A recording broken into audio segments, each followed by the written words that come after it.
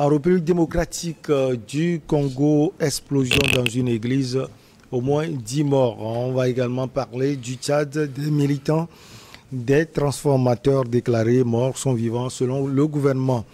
Et puis Togo, des cas de méningite détectés dans la savane. On va toujours rester au Togo et parler de la création de séquences 6 CELI pour les élections régionales et législatives à venir. Nos invités sont en place. Ibrahim Macha, journaliste, directeur de publication de Temps Nouveau. Adam Madjronou est également journaliste, directeur de publication de Vision d'Afrique. Et Emmanuel Vivien Tomi, journaliste, directeur de publication de Plume Libre. Il est conseiller en communication politique. Chers invités, bonjour Ibrahim, ça fait quelque temps, on commence par vous. Vous allez bien? Non, je vais bien, par la grâce de Dieu. Bonjour et bonjour à mes co-débatteurs. Bonjour Emmanuel Vivien Tomi. Bonjour Michel, bonjour aux téléspectatrices et téléspectateurs qui nous suivent un peu partout en Afrique et en Amérique.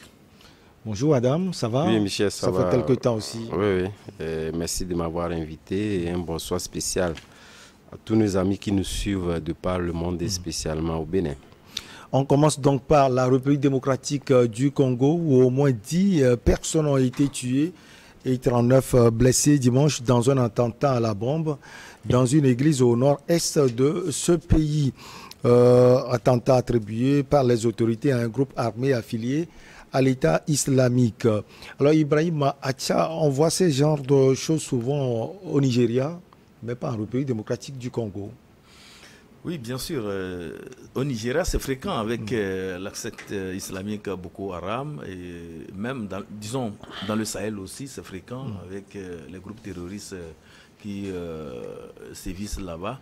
Mais pour la RDC, ce fut une surprise parce qu'on ne s'entendait pas à un groupe terroriste d'obédience islamique qui puisse sévir là-bas. On sait qu'en RDC, il y a souvent de ces groupes qui se revendiquent d'un christianisme éveillé, mais ce ne sont pas des groupes armés. C'est des gens qui posent souvent des actes au niveau de l'église, mais c'est pour une première fois qu'on voit vraiment un groupe affilié à l'État islamique vraiment s'illustrer de la pire des manières dans cette région. Et on se dit que progressivement, c'est, disons, courant salafiste, courant d'islamisme, disons, radical, et commence déjà par aller dans tous les sens, surtout en Afrique. Et là, vraiment, c'est à craindre s'il n'y a pas des actions aussi vigoureuses pour pouvoir freiner ces tentatives d'islamisation d'une portion. Parce que quand ces terroristes viennent poser des actes, et c'est contre les autres confessions, ça crée souvent des conflits au niveau des confessions, des obédiences religieuses. Et là, si l'État ne commence pas par prendre des initiatives qu'il faut dans le sens de ne pas amener les gens vers l'extrémisme violent, et ça risque de créer des situations parfois vraiment les plus dramatiques, comme ce qui se fait au Nigeria avec la secte Boko Haram qui s'en prend parfois à ses propres frères, parce qu'il n'y a pas que les chrétiens auxquels cette secte s'attaque, mais il y a aussi des musulmans qui sortent des mosquées, ils sont vraiment tués, abattus froidement et sans remords. Donc voilà ce que nous pouvons dire, et il va falloir que des actions vigoureuses soient entreprises pour pouvoir freiner ces tendances à l'islamisme radical, à l'islamisme violent. Les ADF sont pointés du doigt. Et Emmanuel Vivien Tomi, les rebelles des ADF, c'est un groupe de rebelles musulmans d'origine ougandaise qui sont très actifs dans le nord, de la RDC, le nord Kivu précisément, au sud du Lituri. Qu'est-ce qui peut, selon vous, expliquer ces comportements barbares? Rien n'explique ces comportements barbares, si ce n'est l'extrémisme, le radicalisme, si ce n'est une vision qui voudrait soumettre les autres à ses croyances, à ses convictions. Vous savez, les terroristes n'ont pas d'autres objectifs que de terroriser, essayer de créer des victimes, faire peur effectivement à la population avant de faire une sorte avant de défendre leurs idéaux, qui sont des idéaux pour la plupart extrémistes et de radicalisme. Aujourd'hui, ce qui s'est passé en RDC doit interpeller beaucoup de dirigeants africains. D'abord, aucun pays n'est à l'abri du terrorisme, oui. Ça c'est très important. Maintenant, pour une zone comme la RDC, où on sait que des groupes se battent pour le contrôle du sous-sol, des minerais du sous-sol, on doit vite faire la corrélation. Aujourd'hui, c'est vrai, c'est un acte terroriste parce que du moment où on tue des personnes, hein, et en plus des personnes civiles, hein, alors qu'on n'est pas dans une guerre, on peut facilement parler d'actes de terrorisme parce que là même, on s'attaque à des citoyens qui sont en train d'adorer Dieu ou de professer leur foi. Et je pense que beaucoup de groupes terroristes se fondent sur des concessions religieuses. Mais si on doit attaquer des gens dans les mosquées, dans les églises, je pense qu'il y a un petit problème au niveau de leur propre conviction. Aujourd'hui, beaucoup de groupes terroristes, des islamistes extrémistes, veulent que les autres adhèrent à leurs idéaux, à leur façon de penser Dieu, Allah Akbar, Dieu est grand. Ce slogan a été utilisé plusieurs fois avant certaines attaques.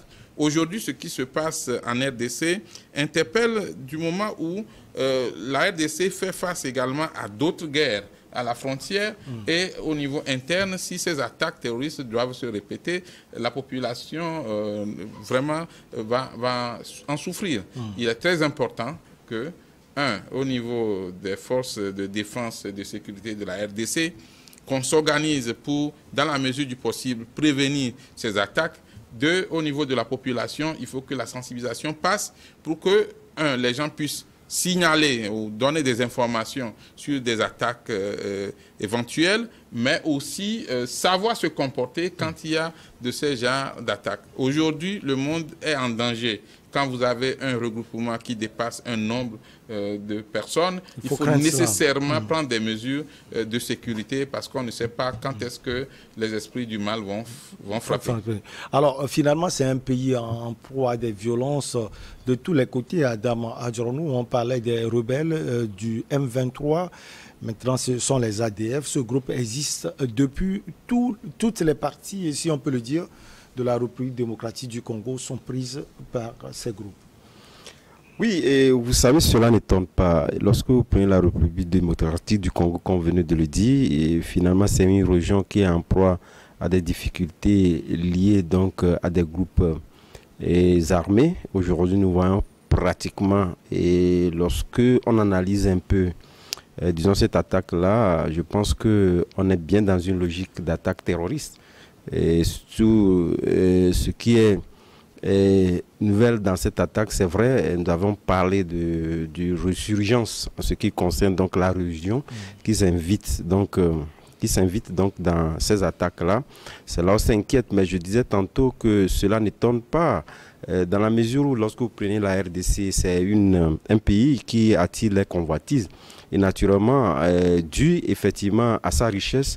Et compte tenu du fait qu'aujourd'hui, il n'y a pas eu de mesures anticipatives pour permettre naturellement donc à l'État de pouvoir avoir la même mise sur d'abord la totalité, parce qu'il faut le dire, parce que lorsque nous voulons trancher un certain nombre de mots, je le dis toujours, la RDC n'a pas le contrôle total de son territoire, ou pratiquement n'a pas les forces nécessaires pour contrôler en vrai, disons, les limites donc, du territoire. C'est ce qui fait qu'aujourd'hui, au regard des intérêts, chacun s'invite et peut s'endosser sur que ce soit un groupe armé ou des terroristes pour réellement donc régner en maître sur le territoire voulu.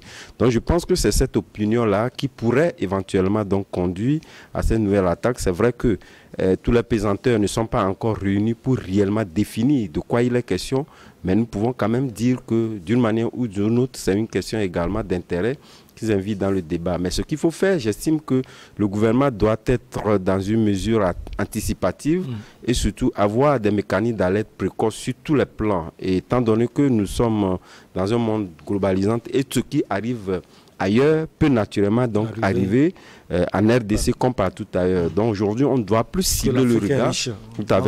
Tout à fait. On ne doit plus cibler le regard sur les similitudes ou bien l'historique en ce qui concerne dans ces attaques-là, parce que les groupes armés, pour la plupart du temps, sont connus sur le territoire, même si on n'a pas les mécanismes nécessaires pour les éradiquer, on les connaît, mais n'oublions pas que nous sommes en face de nouvelles formes de terrorisme qu'il ne faut pas aussi perdre de vue, donc avoir des mécanismes d'alerte précoce qui nous permettent de pouvoir donc identifier un temps soit peu les mécanismes qui peuvent donc s'inviter sur le territoire. Donc moi je pense que c'est en cela que si nous prenons d'abord le gouvernement de Tshisekedi, qui, ma foi, en ce qui concerne donc la lutte contre ces groupes armés-là, n'a pas véritablement donné les réponses adéquates pour rassurer la population.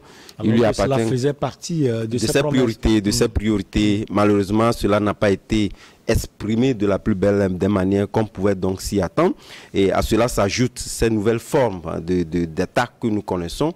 Donc je pense qu'aujourd'hui, nous voyons que la charge est beaucoup plus lourde parce qu'il faudrait d'abord résoudre le problème existant, pouvoir donc anticiper sur ces nouvelles formes d'attaques qui peuvent naturellement donc s'inviter. Moi, je me dis, la RDC est un terreau très fertile pour tout est toujours possible. Compte tenu de tout ce que l'on sait, la richesse, etc., le fait que le gouvernement n'ait pas les moyens de pouvoir donc mobiliser les forces de contre tout le territoire. Donc on se dit que c'est un territoire où l'on peut toujours expérimenter tout ce dont on connaît dans tous les coins du monde entier. Donc moi je me dis aujourd'hui, il appartient à la population, tant qu'on n'a pas les moyens de pouvoir véritablement former des gens, être en alerte à chaque fois pour éviter que l'on arrive donc à ces genres de dégâts que nous connaissons. Alors Ibrahim, on parle de 120 groupes rebelles dans ce pays richissime, il faut le dire. Ces groupes cherchent à contrôler des territoires pour des motifs d'abord ethniques ou pour en extraire des riches ressources du sol. Finalement, la richesse de la République démocratique du Congo est son problème. Oui, il faut parler d'un accident géologique au niveau de la RDC. Vous savez que la plupart des ressources que nous connaissons en Afrique, que ce soit le cobalt, l'or, l'uranium et tout ce que vous connaissez, c'est un pays qui a été, disons, très garni et très fourni par, en tout cas, la providence divine, puisqu'on dit que c'est un territoire naturellement riche, donc ils ont toutes les ressources qu'il faut. Et ça attise les convoitises, ça attise vraiment les appétits de certains groupes. Et vous savez que Adam le soulignait, étant donné que le pouvoir central n'a pas le contrôle de la plénitude du territoire, donc il va sans dire qu'il y aura des gens qui vont chercher à contrôler des pans du territoire pour pouvoir exploiter ces ressources-là à des fins vraiment que nous connaissons. Et là, quand on parle aussi des regroupements ethniques, vous savez que l'Afrique est toujours, disons, en proie à ces guerres intestines, à ces guerres, à ces conflits ethniques, d'autant plus que selon même l'histoire en tout cas des peuples, il y a à un moment donné, c'est un pas d'accident de l'histoire, des peuples qui ont pu prendre le dessus sur les autres. Et là, quand vous arrivez à des périodes données sur peut-être sur près de 20 ans, sur 50 ans, sur 40 ans, c'est une seule ethnie qui a le monopole de toutes les richesses du territoire. Et il va sans dire que les autres aussi puissent d'une manière ou d'une autre aussi s'organiser et voir dans quelle mesure ces ethnies-là aussi, ces autres ethnies qui ont été peut-être laissées sur le carreau ou bien qui ont été martyrisées, cherchent aussi à prendre la revanche, cherchent aussi à pouvoir avoir le contrôle de certaines ressources et pouvoir en bénéficier. Parce que quand les autres sont au pouvoir et ils s'identifient à une certaine ethnie, ils font tout pour que leur ethnie soit bien lotie en matière de redistribution des ressources du pays. Donc cela aussi peut amener les gens à se constituer en groupe et d'intérêt, bien évidemment. Et parfois, quand les religieux s'invitent dedans, parfois ce sont des prétextes, mais parfois, bon, c'est des arguments solides pour pouvoir rallier un bon nombre de personnes à leur cause. Et je prends un peu le cas de la République centrafricaine à côté, entre-temps les Séléka, les Anti-Balaka. Voilà, donc c'était des groupements politiques, mais derrière ça, on voyait quand même une connotation religieuse. Et on savait comment les Anti-Balaka s'attaquaient à la Séléka, aux membres de la Séléka, ceux de PK12, quand vous allez à Bangui, les gens vous diront que c'est à majorité des musulmans qui sont attaqués par les Anti-Balaka et vice-versa. Donc ceux de la Séléka aussi se livraient aussi à certains actes qui, à mon avis, avaient aussi des connotations religieuses. Donc moi je me dis que c'est des groupes d'intérêt parfois qui invitent le religieux juste pour donner un aspect beaucoup plus, disons, romancé à leur façon d'agir. Mais alors qu'en réalité, ce sont des groupes de bandits, des groupes de malfaiteurs qui cherchent plutôt à contrôler les richesses ou bien qui cherchent peut-être à avoir des ressources ou bien à mettre en branle des trafics qui, normalement, ne devaient pas avoir lieu sur le territoire. Alors, Emmanuel Vivien Tomi, en une minute, l'inquiétude, comme Ibrahim Achal a dit tout à l'heure, c'est que le religieux s'invite finalement dans ces barbaries, si on peut le dire, en République démocratique du Congo. Et c'est ce qui est vraiment désolant, parce que quand on prend le nom de Dieu pour faire de n'importe quoi, pour commettre des actes sadiques, barbares, extrémistes, je pense que, bon, Dieu, il ne va pas être très, très content de ceux qui font ces pratiques-là. Mais aujourd'hui, on voit la plupart des groupes terroristes ont pour fondement la question religieuse. On dit tous ceux qui n'adorent pas Dieu comme nous adorons Dieu ne sont pas les bienvenus sur la terre, on doit les éliminer. On parle même d'une guerre sainte qui, si tu perds ta vie dans une guerre terroriste, suivant leur théorie, c'est que tu vas directement au paradis. C'est le lavage de cerveau qui est fait à ces jeunes-là qui combattent au nom de ces idéaux qu'eux-mêmes ne maîtrisent pas.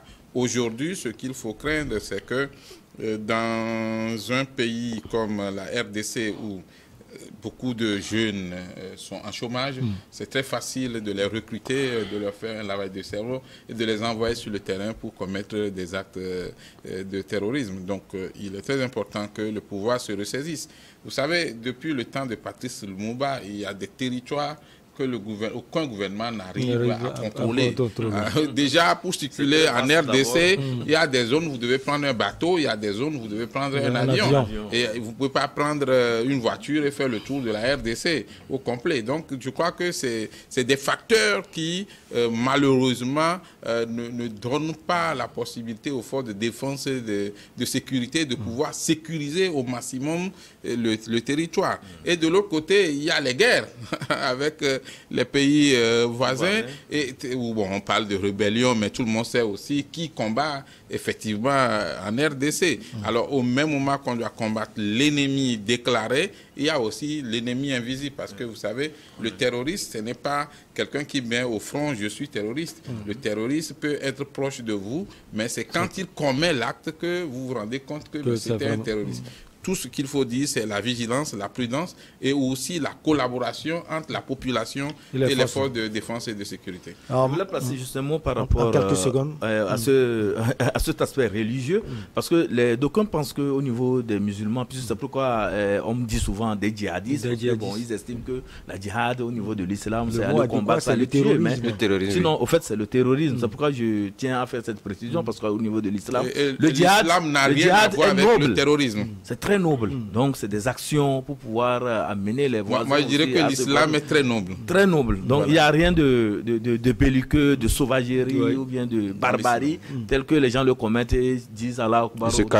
On peut ne pas être musulman, prononcer Allah Akbar, parce que c'est un mot. On prononce ça, on commet de la barbarie et finalement, on se rend compte que ceux qui le font ne sont pas des musulmans. C'est comme les jeunes de Boko Haram. La plupart, quand ils ont été capturés, ils n'avaient rien d'islam. Mais ils disaient qu'ils sont des musulmans. Il ne faut pas confondre la religion musulmane et les extrémistes. Allez, on marque la petite pause, on revient pour la suite avec vous.